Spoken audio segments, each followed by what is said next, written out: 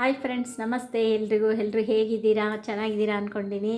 ಬನ್ನಿ, ಇವತ್ತು ಬೀಟ್ರೂಟ್ ಪಲ್ಯ ಚಪಾತಿ ಮಾಡೋದು ತೋರಿಸ್ತೀನಿ.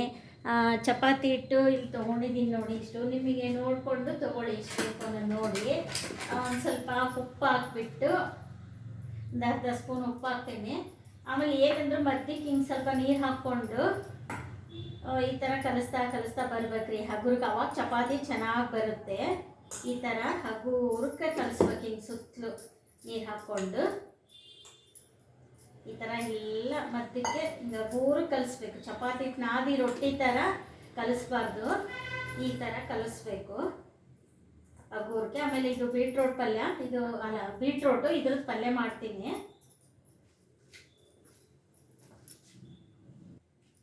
ನೋಡಿ. ಈ ಥರ ಕಲಿಸಿದ್ದೀನಿ.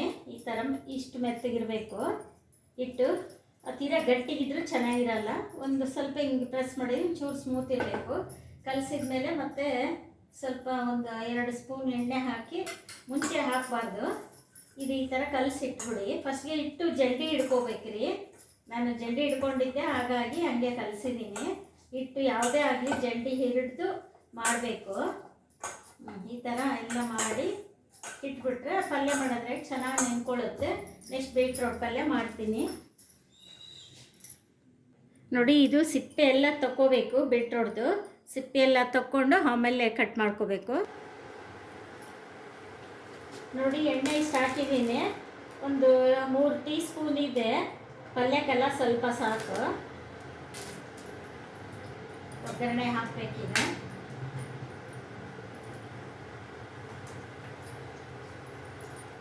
ಎಣ್ಣೆ ಕಾಗಿದ್ರೆ ನೋಡ್ತೀನಿ, ಆಗಿಲ್ಲ, ಸ್ವಲ್ಪ ಕಾಯಬೇಕು ಎಣ್ಣೆ ನೋಡಿ. ಎಣ್ಣೆ ಕಾದಿದೆ. ಈಗ ಸಾಸಿವೆ ಹಾಕ್ತೀನಿ, ಜೀರಿಗೆ. ಇದು ಬೀಟ್ರೂಟ್ ಪಲ್ಯಕ್ಕೆ ಒಂದು ಸ್ವಲ್ಪ ಕಡಲೆಬೇಳೆ ಹಾಕಿದ್ರೆ ಚೆನ್ನಾಗಿದೆ. ಇದಿಷ್ಟು ಹಾಕ್ತೀನಿ ನೋಡಿರಿ, 2 ಟೀ ಸ್ಪೂನ್ ಇದೆ. ಆಮೇಲೆ ಕರಿಬೇವು. ಇದು ಸ್ವಲ್ಪ ಮಾಡಿದ ಮೇಲೆ ಈರುಳ್ಳಿ ಮೆಣಸಿನ್ಕಾಯಿ ಹಾಕಬೇಕು ನೋಡಿ. ಈ ಥರ ಫ್ರೀಝರಲ್ಲಿ ಹಸಿ ಕೊಬ್ಬರಿ ತುರಿದು ಇಟ್ಕೊಂಡ್ಬಿಟ್ಟಿರ್ತೀನಿ ನಾನು. ಈ ಥರ ಗಟ್ಟಿ ಆಗ್ಬಿಟ್ಟಿರುತ್ತೆ. ಇದಕ್ಕಾದ್ರೆ ಬಳಸಕೊಳ್ಳೋಕ್ಕೆ ಚೆನ್ನಾಗಿ ಅರ್ಜೆಂಟಿಗೆ ಆಗಲ್ಲ ಅಂತ ಫ್ರೀಝರಲ್ಲಿ ಇಟ್ಕೊಂಡ್ಬಿಟ್ಟಿರ್ತೀನಿ ಹಸಿ ಕೊಬ್ಬರಿ ತುರಿದು. ಇವಾಗ ಕೆಂಪಾಗಿದೆ ಕಡಲೆಬೇಳೆ, ಮೆಣಸಿನ್ಕಾಯಿ ಹಾಕ್ತೀನಿ.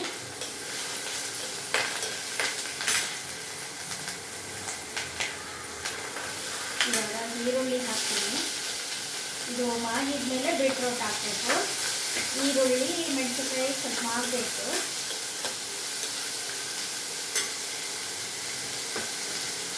ಒಂಚೂರು ಅರಿಶಿನ ಹಾಕಿರ್ತೀನಿ.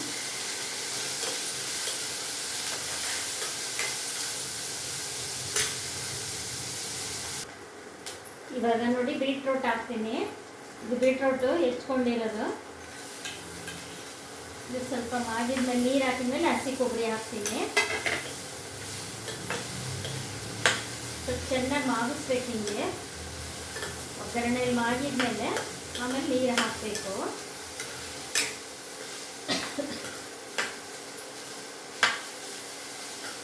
ಇದು ಕಿಟಕಿ ಓಪನ್ ಮಾಡಲ್ಲ, ಹಿಂದ್ಗಡೆ ಗಲಾಟೆ ಇರುತ್ತೆ ಅಂತ. ಹಂಗಾಗಿ ಘಾಟು ಹೊರಗೆ ಹೋಗಲ್ಲ.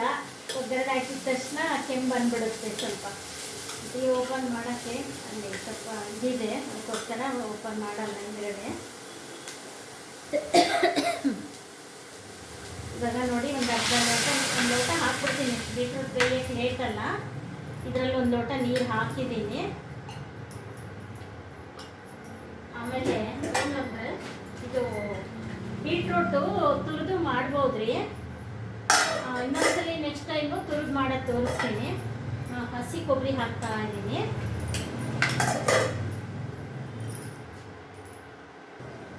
ನೋಡಿ ಇನ್ನು ಪಲ್ಯ ಬೆಂದಿಲ್ಲ, ಬೇಯ್ತಾ ಇದೆ.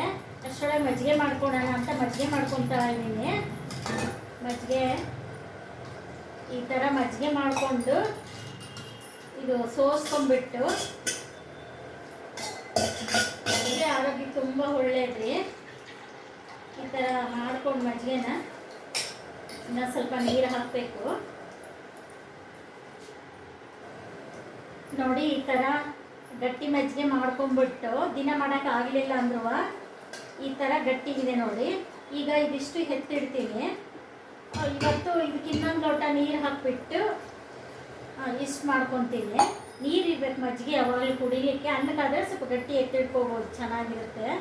ನೋಡಿರಿ ಇಷ್ಟು ನೀರಿದೆ ಮಜ್ಜಿಗೆ. ಆಮೇಲೆ ಇದಕ್ಕೆ ಒಂದು ಸ್ಪೂನು ಇದು ಅಗಸೆ ಪುಡಿ ಅಂತೀವಿ. ಅಗಸೆ ಹುರಿದ್ಬಿಟ್ಟು ಇದಕ್ಕೆ ಉಪ್ಪು ಖಾರ ಎಲ್ಲ ಹಾಕಿರ್ತೀನಿ ರೀ. ಇದು ಅಗಸೆ ಪುಡಿ ಒಂದು ಸ್ಪೂನ್ ಹಾಕ್ಕೊಂಡು ಕುಡಿತೀನಿ ನಾನು. ಒಳ್ಳೆಯದು, ಶುಗರ್ ಇರೋರಿಗೆ ತುಂಬ ಒಳ್ಳೆಯದು. ಉಪ್ಪು ಹಾಕಿಲ್ಲ ನೋಡಿ, ಪುಡಿಗೆಲ್ಲ ಉಪ್ಪು ಹಾಕಿರ್ತೀವಿ. ರೊಟ್ಟಿ ಚಪಾತಿ ಎಲ್ಲದಕ್ಕೂ ಯೂಸ್ ಮಾಡ್ಕೋಬೋದು ಅಂತೇಳಿ ಎಲ್ಲ ಮಾಡಿಟ್ಟಿರ್ತೀನಿ. ಅದಕ್ಕೆ ಮಜ್ಜಿಗೆ ಉಪ್ಪು ಹಾಕಲ್ಲ. ಇದ್ರದ್ದೇ ಎಲ್ಲ ಇರುತ್ತಲ್ಲ, ಉಪ್ಪು ಬೆಳ್ಳುಳ್ಳಿ ಎಲ್ಲ ಇರುತ್ತೆ. ಇದನ್ನು ಎತ್ತೊಯ್ಕೊಂಡು ಮತ್ತೆ ಕುಡಿಬೋದು ನಾವು. ಈ ಥರ ಒಳ್ಳೆಯದು, ಆರೋಗ್ಯಕ್ಕೆ ತುಂಬ ಒಳ್ಳೆಯದು. ಇದು ಶುಗರ್ ಇರೋರ್ಗಂತೂ ತುಂಬ ಒಳ್ಳೆಯದು. ಅಗಸೆ ಅಂತ ಇಂಗ್ಲೀಷ್ನಾಗ ಏನಂತಾರೆ ನಮಗೆ ಬರಲ್ಲ ಇಂಗ್ಲೀಷು. ಅಗಸೆ ಅಂತ ತೋರಿಸ್ತೀನಿ ಅದನ್ನು ಒಂದು ಸಲ, ಅಗಸೆ ಯಾವ ಥರ ಇರುತ್ತೆ ಅಂತ. ಒಂದು ಸೆಕೆಂಡು ನೋಡಿ, ಈ ಥರ ಇರುತ್ತೆ ಅಗಸೆ. ಇದು ತೊಳೆದ್ಬಿಟ್ಟು ಹುರಿದು ಇಟ್ಕೊಂಡಿರ್ತೀನಿ ನಾನು. ಸ್ವಲ್ಪ ತೊಳೆದು ಹಾಕಿ ಹುರಿದು ಹಾಕ್ಕೊಂಡಿರ್ತೀನಿ ನೋಡಿ. ಈ ಥರ ಇರುತ್ತೆ ಅಗಸೆ ಅಂತ. ಇದನ್ನು ಹುರ್ಕೊಂಡು ಹಂಗೆ ತಿನ್ಬೋದು. ಅವಾಗವಾಗ ಸ್ವಲ್ಪ ಟಿಪಾನ್ ಮೇಲೆ ಇಟ್ಕೊಂಡು ಟೇಬಲ್ ಮೇಲೆ ಇಟ್ಕೊಂಡು ತಿನ್ಬೋದು. ತುಂಬ ಒಳ್ಳೆಯದು, ಎಲ್ಲದಕ್ಕೂ ಆರೋಗ್ಯಕ್ಕೆ. ಕಾಲಿಂದು ನೋವು ಅದೆಲ್ಲದಕ್ಕೂ ಹೋಗುತ್ತೆ. ತುಂಬ ಒಳ್ಳೆಯದು. ಇದು ಕಾಣಿಸುತ್ತಾ ಇವಾಗ ಇದು ವಿಡಿಯೋದಾಗೆ ಅಗಸೆ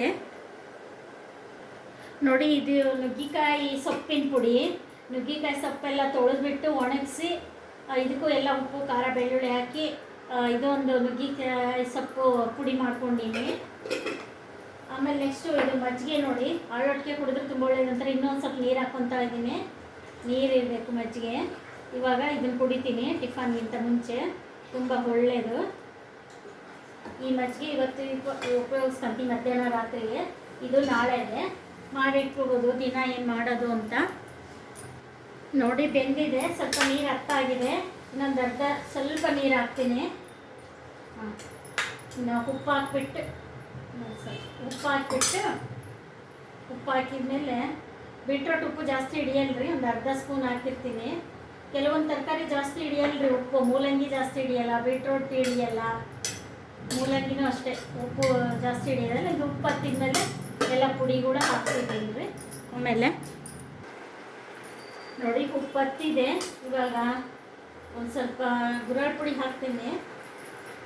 ಆಮೇಲೆ ಒಂದು ಸ್ವಲ್ಪ ಕಡಲೆ ಪುಡಿ, ಮತ್ತು ನಮ್ಮದು ಮಸಾಲ ಹಾಕ್ತೀವಿ ಸ್ವಲ್ಪ, ಮನೆ ಮಸಾಲ.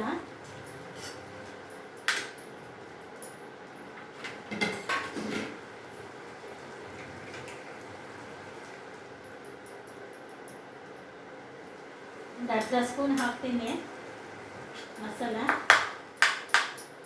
ಬೀಟ್ರೋಟಿಗೆ ಯಾವುದು ಜಾಸ್ತಿ ಹಿಡಿಯಲ್ಲ ಮಸಾಲ, ಯಾವುದು ಉಪ್ಪು ಖಾರ ಇದು ಸ್ವಲ್ಪ ಸ್ವೀಟ್ನೆಸ್ ಇದ್ದರೂ ಯಾವುದು ಜಾಸ್ತಿ ಹಿಡಿಯಲ್ಲ.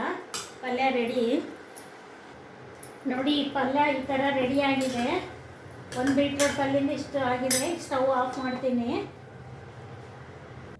ನೋಡಿ. ಈ ಥರ ಆಗಿದೆ ಹಿಟ್ಟು. ಈ ಥರ ಇವಾಗೆಲ್ಲ ಹಿಂಗೆ ಮಾಡಿಕೊಂಡು ಈ ಹುಳಿ ಹಾಕ್ಕೊಂಡು ಚಪಾತಿ ಉದ್ದೋದು ತೋರಿಸ್ತೀನಿ ನೋಡಿ. ಈ ಥರ ಉದ್ಕೋಬೇಕು ಚಪಾತಿ ಫಸ್ಟ್ಗೆ. ಆಮೇಲೆ ಸ್ವಲ್ಪ ಇದು ಎಣ್ಣೆ ಹಚ್ಕೋಬೇಕು. ಚಪಾತಿ ಯಾವಾಗಲೂ ಭಾಳ ಹೊತ್ತು ಉದ್ದಬಾರ್ದ್ರಿ.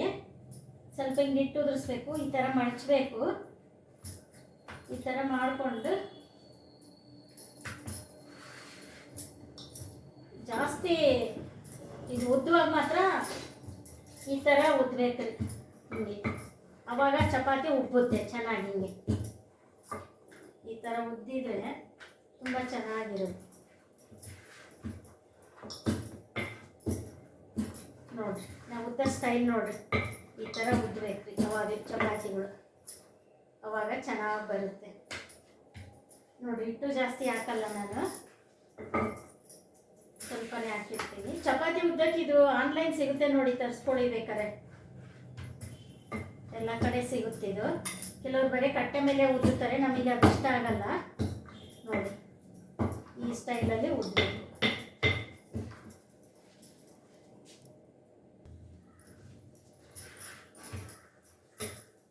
ನೋಡಿ. ಈ ಥರ ಉತ್ಕೋಬೇಕು. ನೋಡಿ, ಒಂದೆರಡು ಸಲ ಹಂಗಾದ್ರಾಗೆ ಎಷ್ಟು ದೊಡ್ಡದಾಗುತ್ತಲ್ವ ಚಪಾತಿ. ನಿಮಗೆ ಸೈಜ್ ಎಷ್ಟು ಬೇಕಾ ಅಷ್ಟು ಹುಳಿ ಹಾಕ್ಕೋಬೋದು. ನೋಡಿ, ಈ ಥರ ಉದ್ದಿದ್ರೆ ಚಪಾತಿ ತುಂಬ ಚೆನ್ನಾಗೇ ಉಪ್ಪುತ್ತೆ. ಬೇಯಿಸೋದು ಇದ್ರ ಕರೆಂಟಿನ ಸ್ಟವ್ ಮೇಲೆ ಬರೋಲ್ಲ ಹಂಚುಗಳು, ಅದಕ್ಕೆ ಗ್ಯಾಸ್ ಸ್ಟವ್ ಮೇಲೆ ಬೇಯಿಸಿ ತೋರಿಸ್ತೀನಿ. ಮತ್ತು ಕ್ಯಾಮ್ರಾ ಆ ಕಡೆ ಈ ಕಡೆ ಹಿಡಿದಾಡೋಕ್ಕೆ ಪ್ರಾಬ್ಲಮ್ಮು, ಅದಕ್ಕೋಸ್ಕರ ತೋರಿಸ್ತೀನಿ. ಈ ಥರ ಉದ್ದ ತೋರಿಸ್ತೀನಿ. ಬೇಯಿಸ್ಕೊಳ್ಳೋದು ನೋಡಿ, ನೀವು ಚೆನ್ನಾಗಿ ಬೇಯಿಸ್ಕೊಳ್ಳಿ. ನೋಡಿ, ಹಾಗೆ ಹೋಯ್ತು ಒಂದು 5 ಸೆಕೆಂಡ್ 10 ಸೆಕೆಂಡ್ನಾಗೆ. ನೋಡಿ ಎಷ್ಟು ಸ್ಮೂತಾಗಿ ಬಂದಿದೆ ಚಪಾತಿ ಅಲ್ವಾ. ಮೆತ್ತಗಿದೆ ನೋಡಿ, ಎಷ್ಟು ಮೆತ್ತಗಿದೆ ಇದು ಚಪಾತಿ ಎಲ್ಲ, ಎಷ್ಟು ಮೆತ್ತಗಿದೆ ನೋಡಿ. ನೀವೇ ನೋಡಿ, ಈ ಥರ ಮಾಡ್ಕೊಳ್ಳಿ ಚಪಾತಿ.